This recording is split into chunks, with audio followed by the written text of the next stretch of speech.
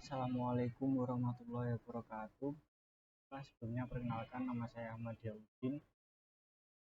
Ini saya akan menjelaskan sedikit tentang apa yang saya ketahui tentang tarekat dan sistem pengasramaannya.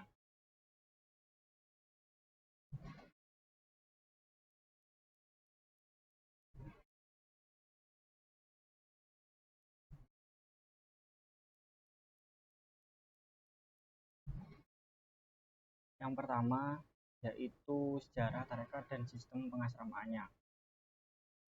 Menelaah sejarah pada masa Islam klasik, banyak bukti yang menunjukkan bahwa Islam pada saat itu memegang peradaban yang sangat indah. Hal ini terlihat bagaimana Islam menjadi pusat kebudayaan peradaban, baik itu peradaban keilmuan maupun peradaban sains dan teknologi. Berbicara tentang kemajuan dan kegemilangan Islam pada saat zaman klasik merupakan hal yang sangat indah kalau dikaji dan dikenang. Bagaimana Islam pada saat itu memiliki lembaga-lembaga pendidikan yang sangat mapan, baik lembaga pendidikan seperti madrasah, perpustakaan, observatorium, dan lembaga-lembaga sofistik tempat para sufi menimba ilmu dalam menjalani kegiatan kesufiannya.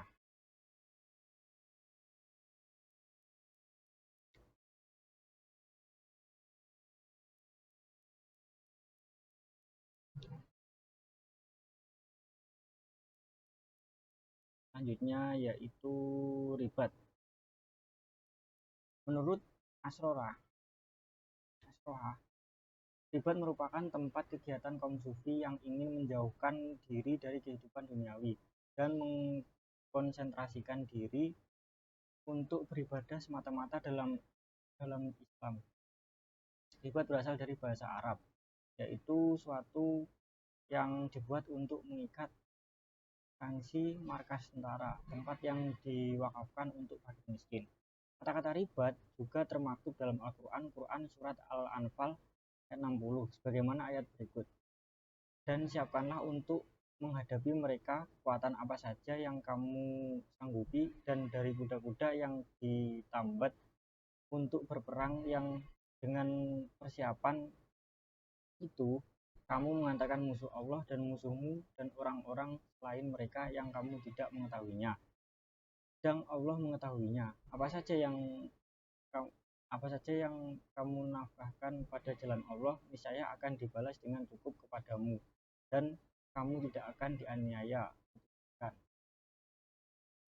Abdinata juga menyatakan ribat adalah tempat untuk melakukan latihan bimbingan dan pengajaran bagi calon sufi dalam praktek menjalankan kesufian. Ribat mempunyai beberapa aspek atau komponen yang terkait dalam pendidikan tasawuf. Di antaranya komponennya yaitu terkait dengan guru atau syekh, guru besar, mursyid atau guru ulama, mu'id, asisten guru, dan mufid, fasilitator. Dalam pelaksanaannya, bahwa ribat merupakan tempat yang dihuni oleh sejumlah orang-orang miskin yang tidak memiliki tempat tinggal dalam menjalankan praktek kesufiannya. Mereka bersama-sama melakukan praktek-praktek kesufian. Namun, tidak hanya praktek-praktek sofistik yang mereka lakukan, akan tetapi juga melakukan kegiatan-kegiatan keilmuan lainnya. Ribat-ribat yang memiliki seorang syekh yang terkenal akan ilmu salehannya akan datang banyak murid untuk berguru atau melakukan kegiatan-kegiatan sofistik. Selanjutnya zawiyah. Zawiyah. Dalam kamus Al-Munawwir, kata zawiyah secara harfiah berasal dari kata inzawa yanzawi yang berarti menyudut atau yaitu mengambil tempat tertentu dari sudut masjid yang digunakan untuk iktikaf atau beribadah. Ramayulis disebutkan zawiyah merupakan tempat berlangsungnya pengajian-pengajian yang mempelajari dan membahas dalil-dalil nakliyah dan dalil akliyah yang berkaitan dengan aspek agama, serta digunakan para kaum sufi sebagai tempat untuk halaqah, zikir, tafakur, untuk mengingat dan merenungkan keagungan Allah Subhanahu wa taala. Muhammad Iqbal dalam Kamus Pintar Islam menyebutkan pengertian zawiyah yaitu suatu aktivitas sufi, tempat dilakukan zikir dan meditasi, dan mungkin juga menjadi tempat tinggal syekh dan melatih para murid mereka. juga disebut dengan Anihash, Hagas, Tekes, atau Ribat. Selanjutnya Kanakoh. Kanakoh dalam Asy'ari, asal muasal kata Kanakoh, tidak ada kesepakatan tentang dari mana kata-kata Kanakoh itu berasal. Tetapi kemungkinan kata Kanakoh berasal dari bahasa Persia, yaitu Honakoh. Kesamaan dari mana kata Honakoh itu berasal ditambah lagi dengan kesamaran kapan awal berdirinya lembaga Honakoh tersebut. Dalam Kamus Pintar Islam, Muhammad Iqbal menyebutkan pengertian Honakoh yaitu suatu hunian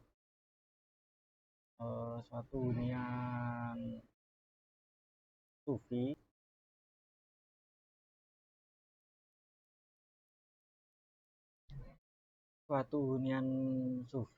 untuk indekos dan instruksi, sering berisi makan besar yang indah. Sepanjang era Mamluk ada suatu menghayalkan gedung-gedung seperti yang pantas dipertimbangkan, terutama di Mesir.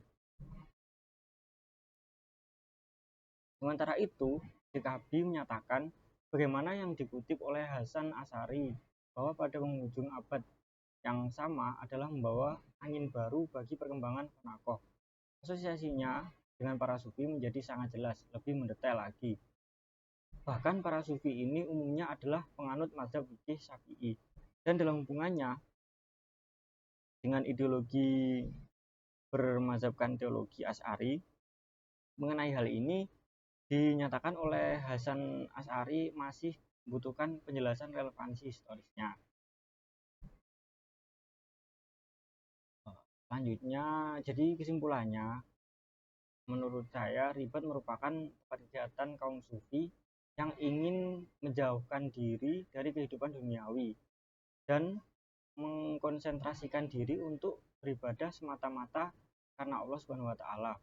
Zawiyah pada permulaannya penggunaannya yaitu penggunaan sudut berfungsi untuk mengadakan kegiatan atau suatu pembelajaran, baik itu sudut masjid yang digunakan untuk berkumpulnya orang-orang untuk belajar kepada guru atau syekh. Honakoh adalah tempat para sufi untuk melaksanakan kegiatan kesufiannya. Akan tetapi Honakoh bisa digunakan untuk para sufi memberikan makan kepada orang miskin dan kepada orang yang sekedar singgah. Sekian penjelasan yang bisa saya sampaikan. Apabila ada kurang lebihnya, saya mohon maaf. Assalamualaikum warahmatullahi wabarakatuh.